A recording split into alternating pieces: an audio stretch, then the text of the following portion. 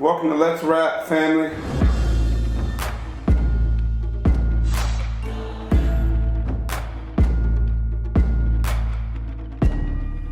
This is Dave. Today we have an incredible guest who's been a blessing to me and my family. His name is Dr. Will Jackson. And before I tell you about what he's done in Durham and who he is, I want to share our three guiding truths that we're going to use as we kind of walk through this interview. So one, when using the term Black Durham, we mean any person born to a mother or father of an African descent, regardless of class, education, gender, and sexual orientation. Two, in the spirit of authentic Black empowerment, we will refrain from publishing any content that dehumanizes or degrades any specific member of Black Durham. It's our primary aim to illuminate the unique perspective, giftedness, and wisdom of our guests in order to contribute to the collective conversation that stretch across divisions, differences, and denominations within Black Durham. Today, I'm sitting with Will Jackson. Dr. Will Jackson is the founder of Village of Wisdom, an organization that is mobilizing a nationwide movement of families to celebrate and protect their children's Black genius. At 24 years old, William became the highest performing science teacher in his district, but yearned to expand his impact. Consequently, he decided to pursue and complete a PhD in education at the University of North Carolina. While at UNC, William attracted the attention of consulting firm Frontline Solutions to design learning environments for professional audiences. Since founding Village of Wisdom, he has engaged parents, school teachers, nonprofit leaders, and community members in work that clarifies the negative cognitive implications of racial bias on Black students, as well as his work has illuminated and amplified the power of cultural affirmation to protect and liberate the Black genius of America's Black young people. William has been awarded numerous national and international competitive fellowships, such as Echoing Green, Camelback Ventures, and Asaka, for his work related to equity and education. Due to his work, William frequently speaks on panels, delivers trainings, and keynotes, sharing his expertise and passion for ensuring children of color have access to culturally affirming learning environments. Will, thank you for joining us. How you doing? I'm good. Appreciate you for having me, man. I'm glad to be in this conversation. Yeah, no doubt.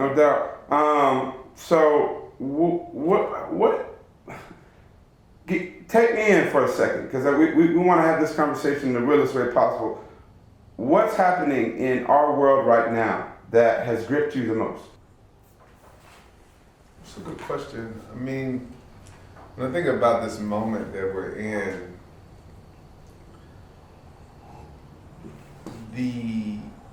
so I think a friend of mine said it best, when the coronavirus hit, they took it as a time where the world, the universe, God was kind of telling everybody to slow down. Like, this is a time of reflection, this is a time for you to be by yourself, to isolate and try to take care of your family. And also to be still, right? And the whole point of being still is to listen. Listen in ways that you don't typically listen. And then, in the midst of being called to be still, like it seems like the whole world was being called to be still, then we see the murdering of Black people, right? Almost, visibly on TV, multiple times, 3 different, major cases that are most popular. And that seems to be the message, right? Like that this injustice is still going on. And this is an injustice that we need to pay attention to. And it seemed to shake up the world in a way because the usual vices are not there. The usual TV shows are not there. The usual, sports shows are not there.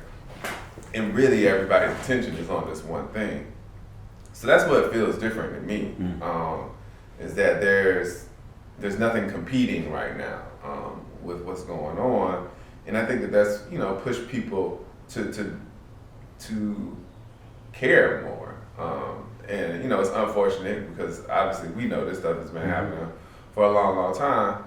But also, you literally had a dude sitting on somebody's neck for 8 minutes and 46 seconds, right? And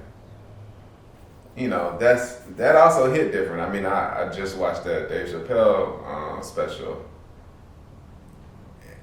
and I haven't watched the video. Like I won't watch the video, but I mean, even hearing him talk about it and like thinking about how long that is, I do think that that's also it. There is something, I think, extremely heavy about what George Floyd had to endure before he transitioned. Yeah, that's real, bro. And I think it does, and you're right in a lot of ways. It felt like a pandemic that we are in as Black people, experiencing multiple ranges of pandemic, from health to police issues to justice to education. And then it felt like COVID introduced a more visceral, and then it felt like, again, this national attention on these specific murders of our Black folks, it just doubled it down, right? And so the pressure, and coming out of that with this pressure for our people, a lot of my thoughts in the last few months has been around Black genius, and it's been around the work you've done, thinking about empowerment, thinking about what Black genius and villagerism means to liberation for us. So I guess my next question would be, how does Village of Wisdom and Black genius impact the struggle for liberation in Black Durham? Yeah, I mean, the vision for Black Genius always was about encouraging young people, especially Black children, to create new systems of equity and justice. Like that was the thought, that was the idea.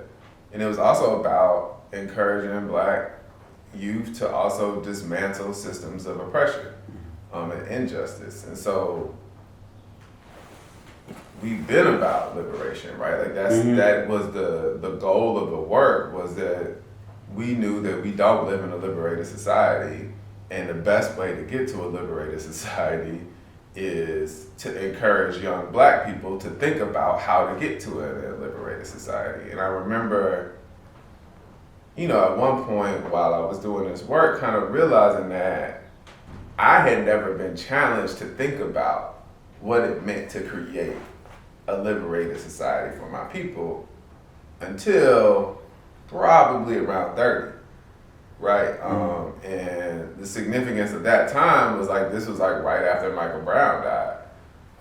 And so again, kind of we're in this situation where the murder of Black people, Black death, kind of is like making switches go off. Like, I don't know, if people kind of remember that time, but Ferguson was kind of burning at this particular time. There's a lot of people out in the streets. Black Lives Matter is kind of birthed out of this moment.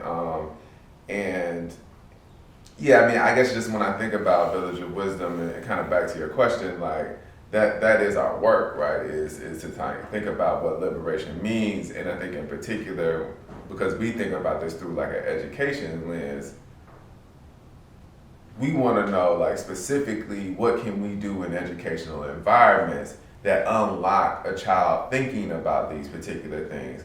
Because what happens when a child is thinking about this for not just the last 5 years or 6 years as about to be 36-year-old man, but I've been thinking about this for the last 15 years, right? So if I can get to this point in my life in 6 years, what happens if I actually had 16 years to do it, right? And so giving ourselves more time to think of the genius things that is going to be required to get us into this liberated space. I hear that. I feel that. So, and speaking of that, what does it mean for us to then be seen? In your opinion, what would that mean if you say, for you, what does that mean to be seen? Yeah, I mean, I think in the education space, frequently people want to use this word inclusion, right? Right. And equity, and I think that is kind of as far as people want to go. But the thing about it is that I don't even think that people are thinking about true inclusion frequently. They're not thinking about what it means to approach education from a Black lens, from a Black liberatory lens. A lot of times what folks are trying to do is make folks feel more included by maybe putting a poster on a wall are having a Black History Day or something like that, but they're not really trying to tie into how Black children think. And what I mean by that is that we have our own cultural practices as African Americans, and that is not to say that we have monolithic practices, but there are experiences in the Black home that tend to be more Black, right? Like folks listen to Frankie Beverly and Mays, folks watch, Fresh Prince of Bel-Air, Martin. Like there are cultural markers that we learn through, right? And we build prior knowledge in our children's brains based off of that cultural knowledge.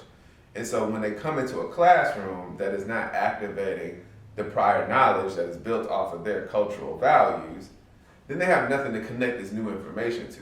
And so then what I say is that that's not true inclusion of these kids, right? You want them to be able to assimilate to this white supremacist kind of space and learn based on white values. And that's not fair, right? That's not inclusion, that's not equity, that's not freedom, that's not including us in these conversations, and that's not activating the brains of our young people. As a matter of fact, it's dampening them, and that's why a lot of times, kids don't want to do whatever it is that these teachers are talking about because they don't see themselves, right? And they don't, and perhaps more importantly, they don't feel themselves, right? And I think as a feeling people, that's a real thing, right? If I don't feel you, then I can't really get down with you. And if I can't vibe with you, then that means like I can't really learn. Like we can't have no high level conversation. And so I think that's the thing that I would like to see more of in our children's schools is, them being classrooms where like, I really feel that teacher, you know what I mean? And if that's how my baby girl came home and she was like, I'm really feeling Miss Jones, I'm like, Miss Jones is probably doing her thing. Well, I like how you said that because that piece about inclusion and the vibes that we pick up, because even for us with our babies, and when we sat down with you about Nehemiah, thinking through that opportunity cost of not resisting the norm was major for us. And so I think about Durham in the way that much of Durham uses safe spaces, right? Inclusion and the terminology around that and how oftentimes we've yet to really define what that means for us, right? Apart from voices outside of our community. And so I think that piece is prolific in a lot of ways to shaping that world for Nehemiah. And so again, I know we experienced that with sitting with you guys, working through thinking about Nehemiah's gifting and what it represented, how to guard it, how to protect it, how to let it flourish. But I know we had to undo, like we had to relearn, like, oh, this is resistance and education. This is pushing that back. And so again, I appreciate, but I know for us, we experienced that personally with Village of Wisdom. So let's go a little deeper. What do you feel like, if you had to say 3 issues that are impacting, 3 issues that be systemic, that you believe are impacting the humanity of Black Durham?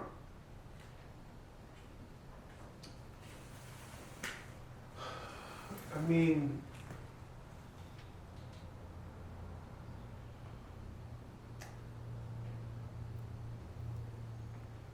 one reality is that like we live in this city that is rapidly gentrifying, right?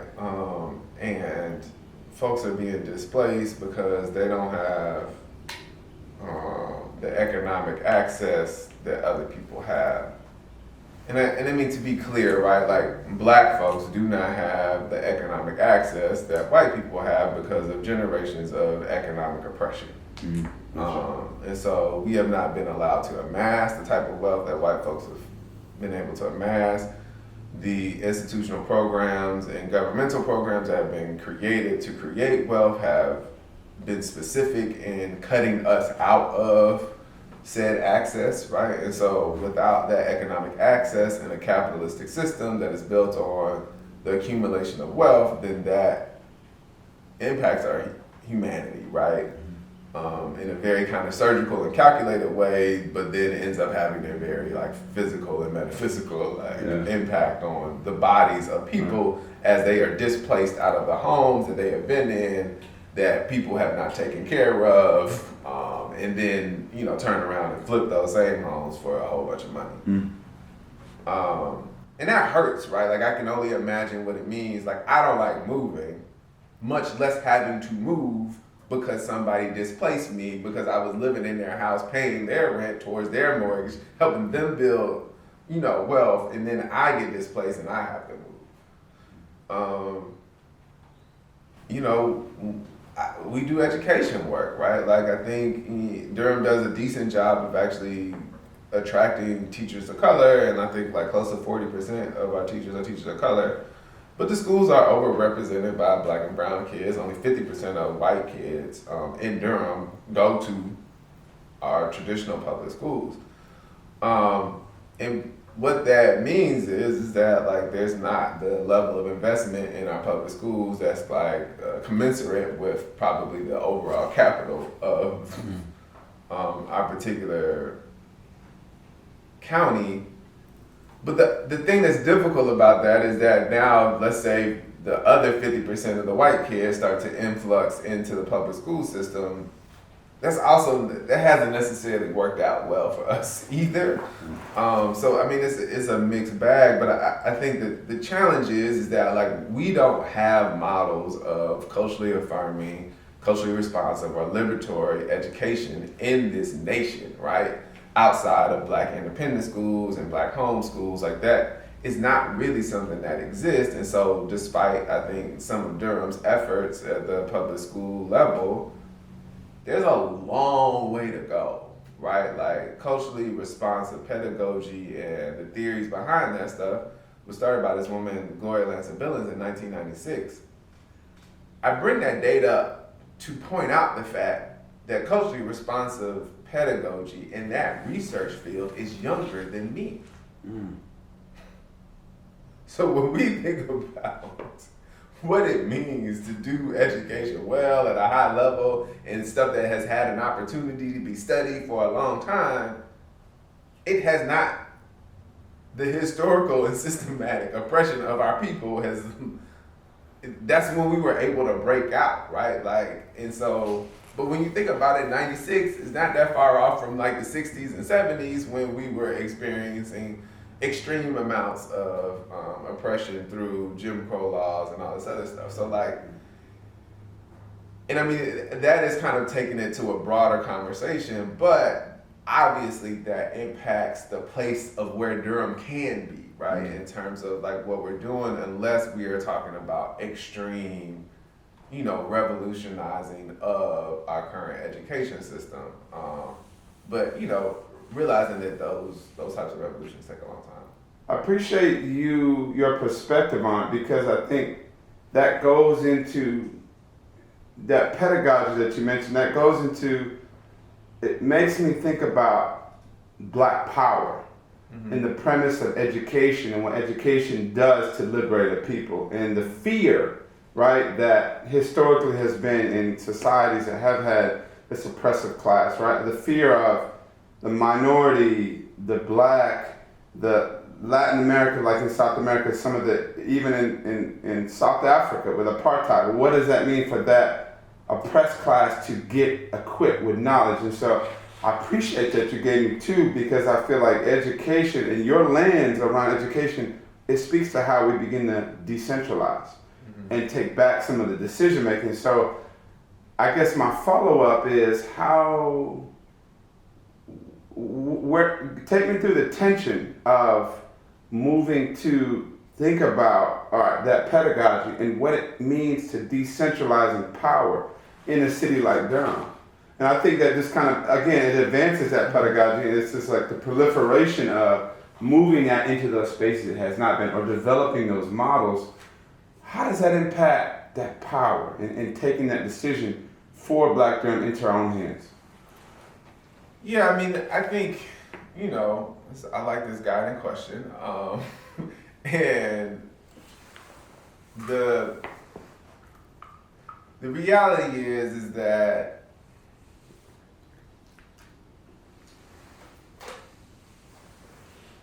if we want an education system that is reflective of our children's genius, there is a certain amount of power that we need to have over that particular education system. And there are likely limits to the degree to which we can reform our current education system. And I guess what I mean by that is that Durham County's education is governed by a board of elected officials. And those elected officials also have a certain set of criteria and content and curriculum that they are kind of in charge of, and making sure that, you know, all of Durham's kids get this curriculum and education. And that education is kind of passed down by the state, and the state kind of determines how much money that they get, and then locally, like, we supplement and all this other stuff.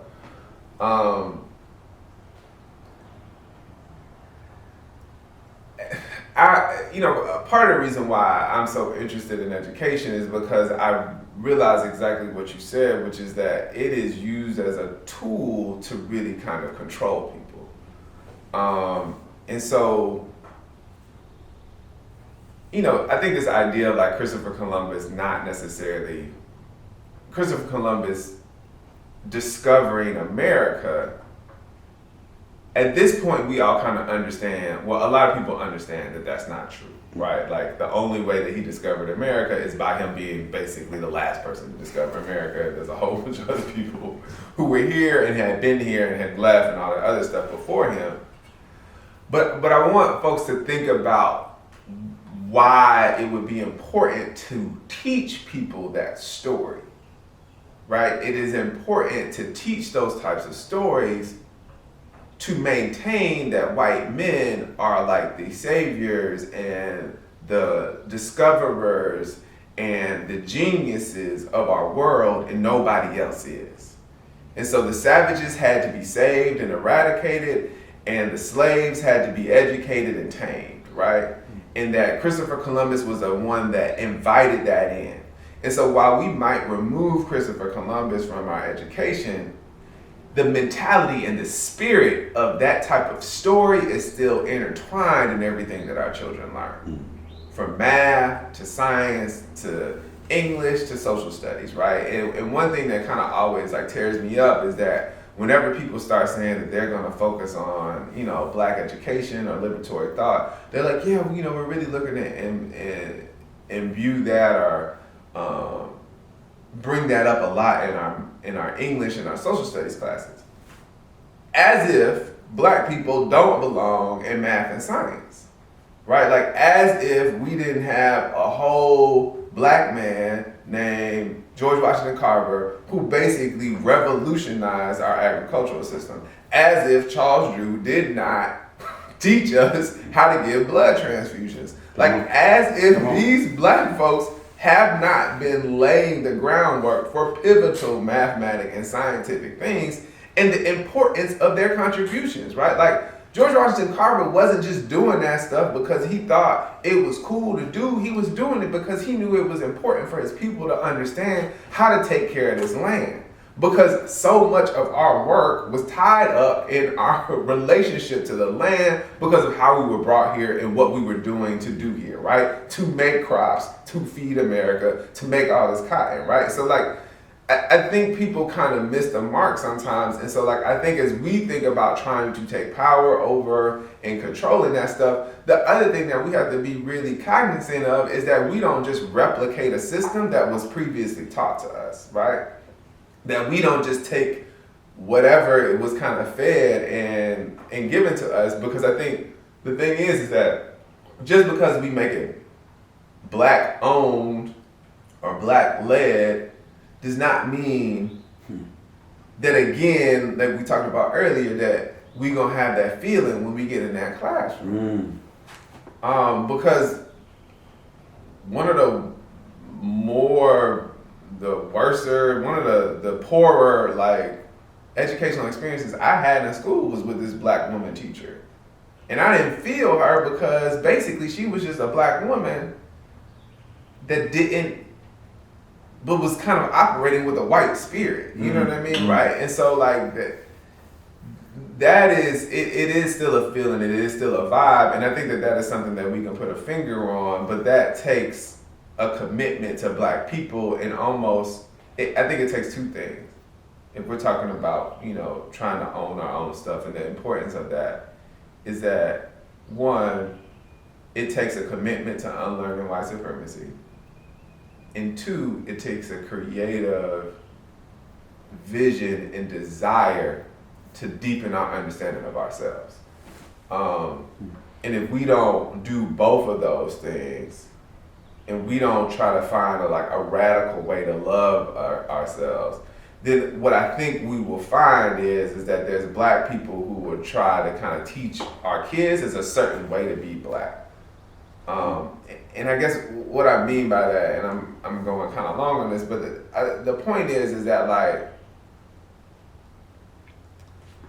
and I heard these folks, so there's this group called Girl Trek, and they were talking about Zora Neale Hurston, and they were talking about how Zora Neale Hurston was not really, certain people didn't really like her, and they called her country because she kind of spoke a certain way. And Richard Wright was really critical of her writing because she wrote the way we talk. And folks remember kind of that Bonics Day debate back, you know, in the like late 90s or whatever. A lot of folks didn't want Ebonics to become a recognized language because they thought that made us look bad.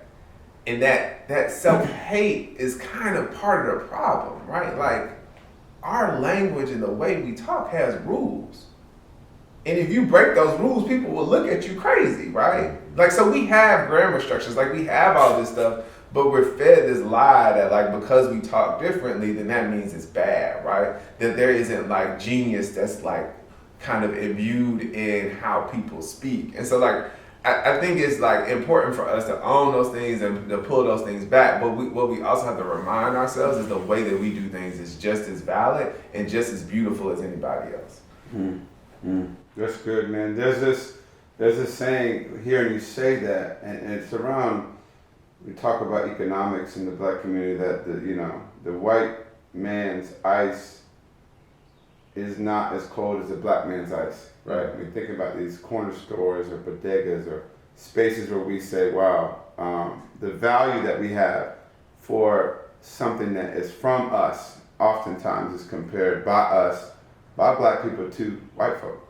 And so you spoke, you kind of unpacked the impacts of colonization, right? And the self-hatred that lingers. And I think that conversation in my frame feels like one that we have rarely been able to have for ourselves without, even speaking from a community, city government or leaders that have individuals in position or at play that are kind of impacted or impressed or repressed by white supremacy. And it's not necessarily overt, but I think the ways that you touched on self-hatred and how we deal with it, those are ways, again, reason for this talk about rapping, about these issues, is that those are ways that have divided us. They've created divisions, they've created factions, even in the ways that we see our religious spaces, right? And so it's trickled over into evangelical spaces and the denominations and how we handle that. Slaveholders, right, were gospel-centered, right? And so when it comes to even how we think about religious expression for us or educational expression or centering on a thing, Black people say, hey, I'm centering on this, on humanity, I'm centering on Black, I'm centering on it, and you touched on it. That doesn't necessarily mean that you give a damn about the humanity of that individual. Like you said, your example with your teacher, she's Black. And for you, it's like, that was one of the worst experiences I've had, but she still was oppressing your humanity. And so I think for us, we have to be able to move past that conversation of, people say, just because it's Black, it don't mean it's good, but just because it's Black, it don't mean it's bad. So that oftentimes has to be our retort. And that's where we begin, right? That's where we begin that moment. We say, well, and let's unpack that. So for you personally, what has shaped your belief in justice, personhood and power? Yeah, I mean, when I think about justice, personhood, and power, my mother is very justice oriented. And I realized this, like, we were at some event and she noticed that somebody wasn't handing out bags the same way to somebody else. And it was like one of our events, and like she put me to the side. She was like, "They're not handing out bags the same way." And I was like, "Okay, Mom, I appreciate you for telling me this." But like, you know, it was a reminder that like this is how she's always been. Like this was not like, you know, she just popped up 30 years after my birth, like with this type of justice. And she was always like constantly kind of saying like, you know, these are your Black heroes. These are scientists. This is what we do. I would say it less was about so obviously like the way she raised me and both of my parents raised me was like around this kind of justice orientation. But there's something about justice in a white supremacist world that is steeped in a deep knowledge that Black people, you love Black people and you love where you came from. And the fact that she had basically brainwashed me into believing that all scientists were Black early on in my age, like I didn't think about scientists being anything else, put a certain level of justice in my soul. You know what I mean? Because like I knew that I never knew not loving us. And so as I got older and I got out of college and I was looking around and I was like, well, what's wrong? I'm one of the few graduates with a chemistry degree at this HBCU that's got 8,000 students in it. Why am I only Black guy graduating with a chemistry degree this year? Right? Like, so that sense of justice was inside of me because like early on, again, my parents were telling me that this is who I was. This is what we do. So not just who I was, but who I am because of the people I'm a part of. And so I'm going through life looking at the injustices of knowing that I should not be the only one. I should not be teaching a class with these kids and then realizing that I'm not necessarily preparing them for life. Like, that shouldn't be happening like that. Like, I get to school and I'm learning and I'm like, wait a minute, like y'all built this whole education system knowing that this is what kids need and y'all ain't giving it to all of these kids, right? You say that kids need trust to learn. You say that kids need to see themselves in what they're learning. You say that kids need to be interested in what they're learning. So wait a minute, y'all know all of this? But yet and still this is what we do over here, right? Like, I knew that we deserved to be included in this conversation because we fucking fought to be here. We built this thing, so you gonna be just about what we get, right? And so I think like for Black people, I think it's really difficult for you to have a deep understanding of justice if you haven't learned how to love us. I'm not just talking about you as a person, I'm talking about us. Like, I see Black people and I love Black folks, right? And so justice and personhood are so close together. And I remember like this one lesson that my dad kind of taught me like indirectly, but I was, you know, playing football. There was this white football coach and basically like all of us like wanted to be kind of like up under this dude, right? Because like he was a football coach, you know, like you feel like if you had this close relationship, you play more and all this other stuff. And my dad had to remind me, like, bro, like, this dude is not your dad. Like, he ain't did nothing for you. He's never really done anything for you. Like, remember who you came from. And again, it was like this reminder, right? Like, it's a lesson that sticks with me to this day of, like, you know, he's right. Like, you have provided for me all of my life. Like, you've given me everything that I could have ever needed or wanted for. You know what I mean? And so, like, I think about this situation that, you know, my dad kind of reminded me of, like, you know, he had always been there. He gave me all of these things. And that was the experience of my childhood, is that I had both of my parents there. They, you know, took care of me. Like I had this privilege, right, that is not frequently afforded to black children in this country because of the systematic oppression, because of the historical oppression, because of the very deliberate destruction of the black family, right? That is not again a critique of anybody who grew up like that. I am just saying that for me, I recognize that there were so many people around me, cousins and all this other stuff, did not have the same access, and not because particularly like I love my parents to death, but not particularly because they were some special individuals, right? Like, and this is the thing I say all the time. When people have to make the right decision 100% of the time, that is a setup for failure.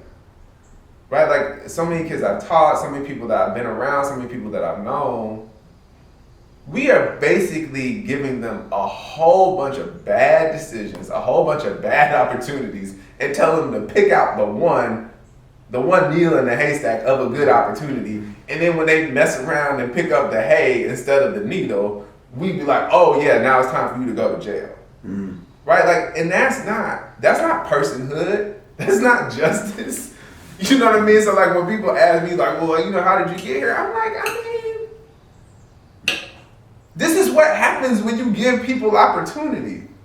This is what happens when you teach people to love themselves. This is what happens when you give folks a decent education. Like, I am not exemplary in any way. I am just exemplary in the fact that somehow somebody made a provision for me to have this particular opportunity.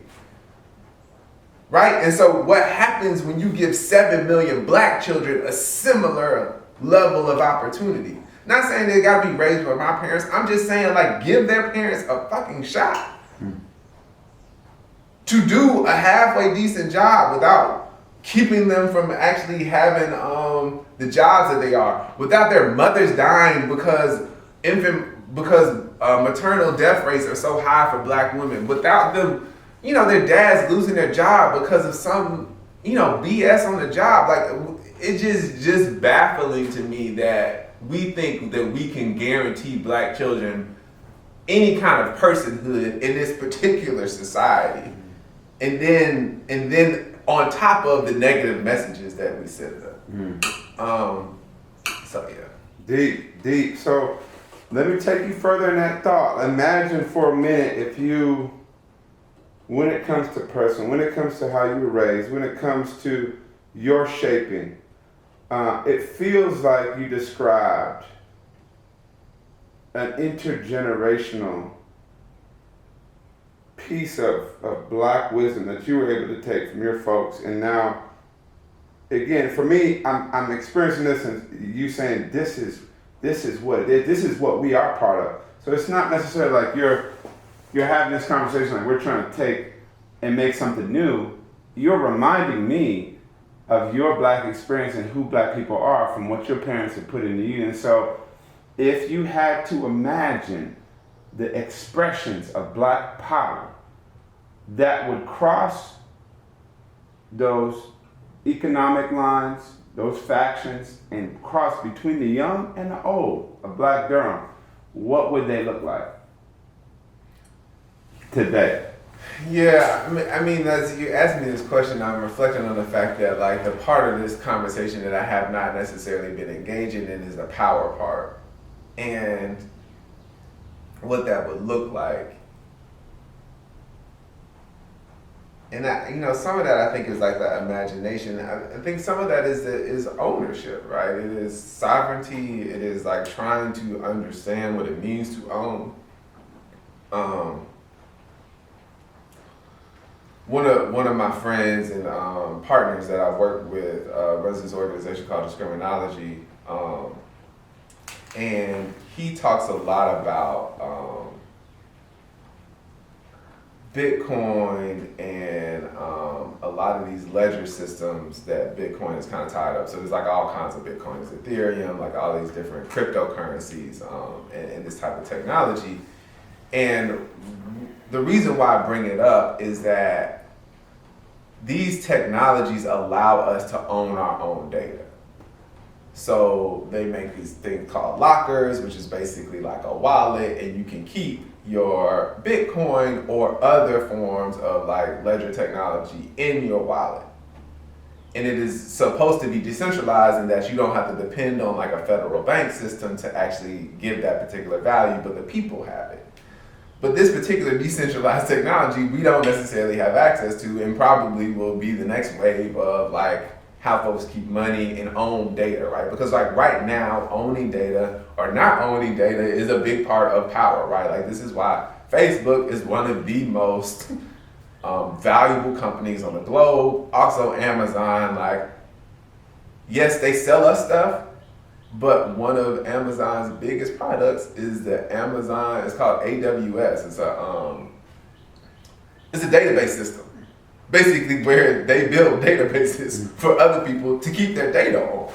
So when we talk about ownership, I think we have to think about and realize that we are moving into a whole new world where so much information is going to be kept on these technology systems. And so what does it look like for us to be a part of those conversations and to make sure that we are owning our own data, that we're kind of thinking about what it means to own our own data. And like when I think about this in the education aspect, right now the really tricky thing is that like if we want to go access the data about our school systems, like we have to put it on public record requests.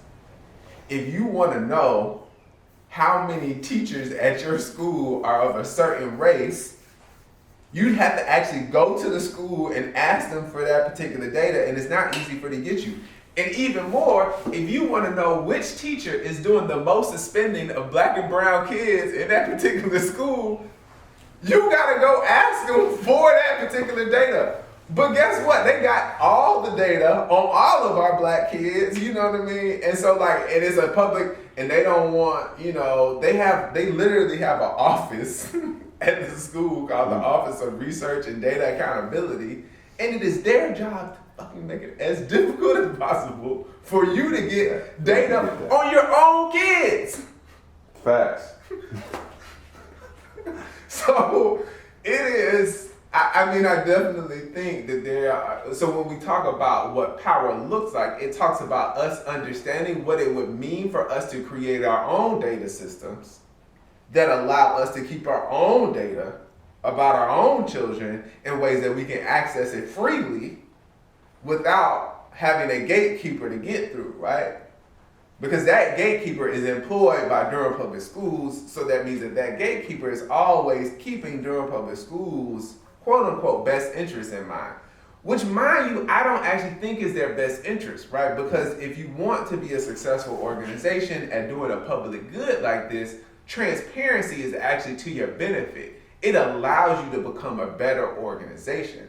But what that means is that there had to be, you know, a superintendent and an HR system that was thoughtful enough to hire somebody who would appreciate that, right? And so like those things can potentially be changed, but we have to also recognize that Durham sits inside of this country called America, inside of this state called North Carolina. So the likelihood of those types of things playing out. So I think a lot about data. I think a lot about like how we take control of our own data and like how does that become stuff that we particularly own in very tangible ways, right? And so I think that this is part of the thing that we need to be challenging our kids about. Because one, it's hard for me to access what that vision looks like, right? Because I haven't been thinking about it enough. And I know our kids aren't thinking about it enough, right? So like, what does it mean for me to have a conversation with Simone when she's 3 now, when I start talking to her at 5 and 6 and being like, baby girl, what do you want? What does power look like for us? You know, asking her these same questions. So now, like, when she gets to high school and college, like she's been thinking about this thing for about 15 years. So somebody asked her, she's like, well, actually, I've been thinking about it. My dad's been asking me, you know, I want A, B, and C. You know what I mean? Yeah, sure.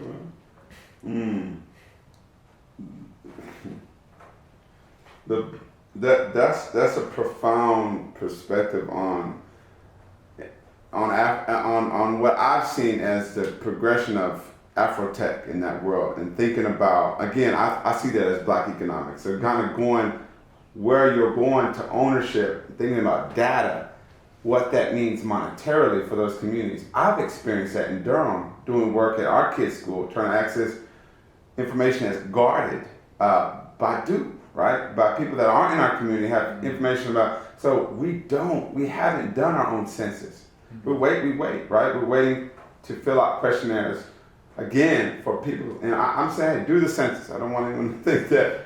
But my thing is that data and the value in it is deeply profound to the impact of our economics and how we share, how we value, and how, quite frankly, how we even know each other. Mm-hmm. And so enough cannot be said about technology in the Black community and the disparities the gaps, and how far behind. I think, again, this goes back to that white supremacy. The pieces of our world that are strategically the language of technology, the language of coding, the language of information systems, information security systems, and how it's oriented to really be anti-Black. It's anti-us. And so to go through that world, to progress, to get information with a computer science degree and get in at Google and get in at Facebook. My brother's working in Silicon Valley right now for a Facebook group, and he's in that world, and the cost of his Black identity to exist, to function, to thrive, to be okay, is costly. Yeah. Apart from the success or the monetary value, it's costly to exist in a space that isn't designed. And so I think even what you speak to is, that's Afrotech in Durham. What does it mean to take technology, own it? That's a conversation that to me is like, we talk about power, we talk about justice. The next step is, okay, we're looking forward, futuristic education. How do we own our technology? So let me ask you about Black economics, mm-hmm. and how, and I feel like you've already started us there, but how would we practice that in Durham from where we are today? And I think you've already touched on some of it with the technology, but what would that look like to practice that across the 110 Black Durham residents? This is families included. How would we as a community practice that? Yeah, I mean, I'm not an economist, and I think Sandy Darity talks a lot about what should be done, and kind of has I think a lot of interesting models about what I assume some people might refer to as economic reconciliation, in terms of giving Black people what they're owed and what they're due. And I think a lot of economists who come at it from a social justice lens and just would first just say that part of how to do this economic power thing in any kind of just world would be reparations. We're there, yeah. Because what I'm not going to do is beat up on Black folks about why we haven't necessarily gotten somewhere yet. Because we've experienced 400 years of oppression. And maybe 2 years of okay. And so I'm not going to be mad if we haven't necessarily figured out how to build this economic engine yet, because as you said, folks are actively trying to keep us from building it. Because we have models. There was a Black Wall Street in Durham. There was a Black Wall Street in Tulsa. They were building a whole political power set in Wilmington. Desegregation, highways, literally burning our economic centers to the ground, or going in and doing a whole damn coup in Wilmington. So, part of this whole economic sovereignty and this idea of building it is we also need once it is built to be thinking about are white folks gonna actually come in and burn this shit down? Right, because like there's a whole bunch of evidence that like every time somebody gets that level of whatever, there is some plot to come in and systematically undo it. Right? And I think, and again, I think, talking to some historians in Durham about this, Aya Shagu, one of the people that works on our team, I think, I've heard her talk a little bit about this, but like historically, we look at the Black Wall Street kind of community, and this is a difficult thing, right? Is trying to navigate the proximity to whiteness that it takes to build economic wealth in this country while remaining down with your people is a very difficult line. Right? And so like I won't necessarily talk about like Black Wall Street and the historians and the people that folks know and love in Durham, one, because I don't know enough about it. But let me use a more popular example. Jay-Z. So the proximity to white power to build the amount of economic wealth that he has built while trying to navigate his commitment to the Black community is frequently a tenuous one. And so I think like when we think about like trying to build this economic power and all this other stuff, like what does that mean and how do we do that in a way that is not exploitative, that does accept money from white folks? Because like, let us remind everybody there's $100,000 wealth gap between Black and white families. So like, if you're not gonna take white money, I don't know where it's coming from. And then I think there's also just this reality of like, so like, and also how do we maintain commitment to, like you said, the whole Black community, right? And I think that those are questions that I haven't necessarily, figured out answers to. It's not what I think about every day, all day. But I do think that those are important questions, and we have to find folks that we trust. So like I think about, the Henry McCoys and the Cameron Smiths, and there's groups of Black people who are thinking about like ways to try to amass this stuff. And I think, it is our job to be in committed conversation with each other, like you said, about this, and beginning to think about. I think the biggest challenge about this, and this is like what I've recognized in my own work, is that you need capacity to pull this stuff off. Right? Like, if we want an economic model for Black families and Black communities and like a engine for that to work, you need to pay somebody to think about the design of it. And that takes time.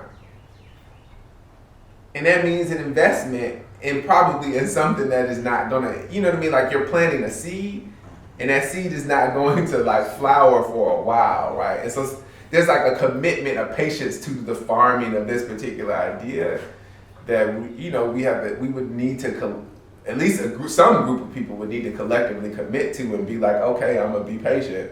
And when this thing doesn't sprout in the first like 3 weeks, I'm not gonna get pissed off and say like we wasted money. Be like, we're gonna water it, until it grows, so I don't know, like that's the best I can do. No, that's legit. And I'm actually, you mentioned Cameron Smith, and she's joining the conversation next week, and so I think you've just given us kind of a beautiful expression of hope, right? And so in closing, your contribution to this conversation has been extremely valuable, and so it's our hope to be able to, again, have this as a collective piece for Black Durham. And so in closing, share with us how individuals might be able to get involved, participate in what you're doing with Village of Wisdom, Black Genius, and also give us a final thought around hope. Yeah, so Village of Wisdom, Black Genius, folks can go on Village of Wisdom or blackgenius.com. You can fill out a Black Genius profile about your kid. It can be a little bit of a long process, but there's like a save function. Once you get in there, you can save like your progress. The reason why I say that is that the idea of a Black Genius profile is for you to take your child's Black Genius to your teacher and ask that teacher to include that in how they're teaching your child, right? There's no way for them to be culturally responsive if they don't know who your child is. And we need more tools like that that are going to actually bring who a child is into the classroom so the teacher can now be responsive or affirming to the culture that they're bringing. We are also about to like embark on a project over the summer of asking families and students and teachers about their experiences kind of learning in this new pandemic situation. And we're going to be, working with parents to be participant researchers to investigate like what those situations are, and then working with those parents and like our Black homeschooler communities to basically create lessons that are culturally affirming, right? And that are kind of cognizant of the realities that Black families are bringing to this moment.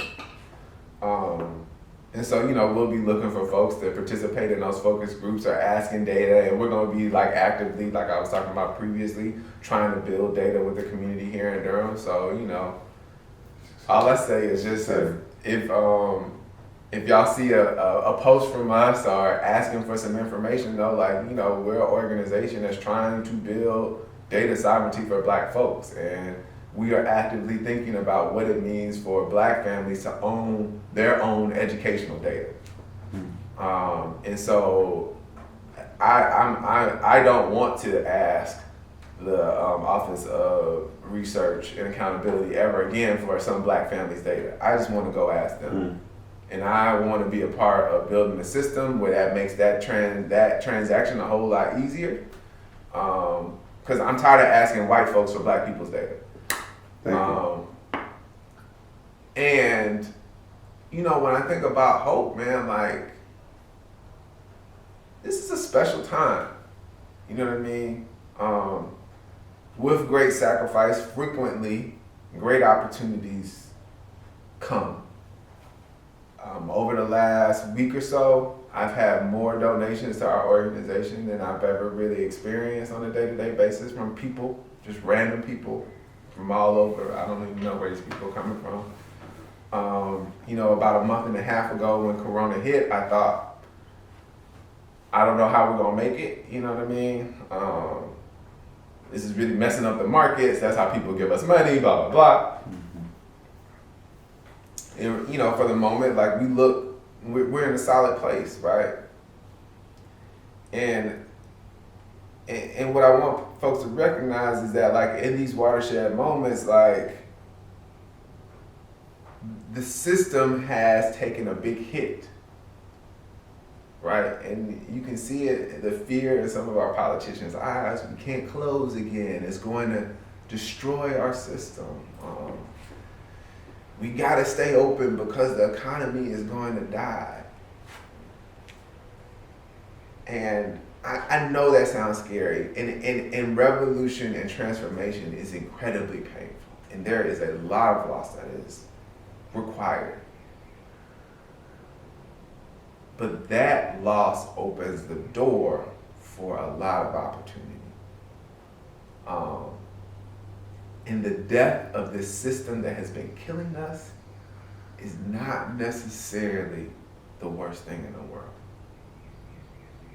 As a matter of fact, the death of an oppressor that has been killing you gives you the opportunity to become a liberator. And so it is imperative that we try to take full grab and full hold of this opportunity that we have in this very special and particular moment where people are listening to us in ways that they've never listened before, where systems are weaker than they've typically been, and where there's people like you and people like us who, I think the ancestors have been speaking to us, God has been speaking to us and saying, like, you can do this, like, you can make this happen. We got this t-shirt, we got to make it real by putting it on a t-shirt. And the t-shirt says liberation is inevitable. Mm-hmm.